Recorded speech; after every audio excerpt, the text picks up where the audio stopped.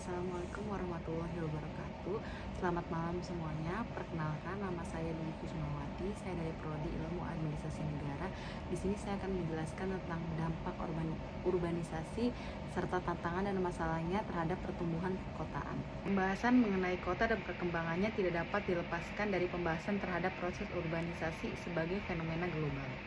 Urbanisasi dapat didefinisikan sebagai proses peningkatan proporsi penduduk yang tinggal di daerah perkotaan dibandingkan dengan daerah pedesaan.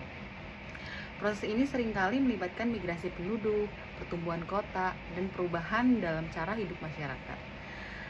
Fenomena urbanisasi, mekanisme kerja, dan kehidupan yang makin sulit. Meningkatnya jumlah penduduk dihadapkan pada keterbatasan fasilitas yang layak seperti perumahan, pendidikan. Namun, laju urbanisasi yang pesat juga membawa berbagai tantangan serius yang perlu mendapat perhatian. Salah satu dampak utamanya adalah meningkatnya kepadatan penduduk di kota-kota besar, yang menimbulkan tekanan berat pada infrastruktur seperti transportasi, air bersih, dan fasilitas kesehatan. Layanan publik yang tidak seimbang dengan pertumbuhan penduduk menyebabkan penurunan kualitas hidup warga perkotaan, terutama di wilayah dengan tingkat migrasi masuk yang tinggi. Selain itu, urbanisasi juga berdampak pada meningkatnya kemacetan lalu lintas dan peningkatan polusi udara akibat bertambahnya jumlah kendaraan bermotor. Hal ini tidak hanya mengganggu mobilitas masyarakat saja, tetapi juga menurunkan kualitas lingkungan dan kesehatan. Ketidaksiapan tata ruang kota turut memperparah kondisi dengan munculnya pemukiman kumuh di berbagai sudut kota yang kerap kali tidak memiliki akses terhadap layanan dasar dan sarana hidup yang layak. Karena itu, urbanisasi yang terjadi di Indonesia perlu diimbangi dengan perencanaan kota yang berkelanjutan dan berpihak pada kesejahteraan seluruh kehidupan di lapisan masyarakat. Pada dasarnya, dampak urbanisasi di negara maju sangat berbeda bila dibandingkan di negara berkembang. Bedanya adalah di negara berkembang secara fisik, kota akan tumbuh menjadi besar dan luas dengan tingkat teknologi dan kualitas kehidupan kota yang kurang memadai. Misalnya, pemukiman miskin, sarana prasarana yang kurang memadai. Sebaliknya, di negara maju, perubahan fisik kota berkembang dengan pemukiman elit di pinggiran kota yang ditunjang teknologi yang sangat maju.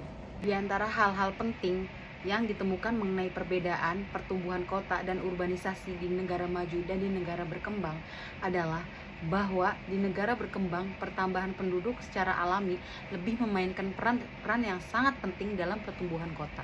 Tantangan besar yang terkait dengan pertumbuhan perkotaan terutama di negara berkembang adalah sebagai berikut. Menurut Devas dan Rakodi tahun 1992. Yang pertama, perkembangan kota yang sangat pesat. Yang kedua, implikasi pertumbuhan kota terhadap kebutuhan sarana dan prasarana perkotaan.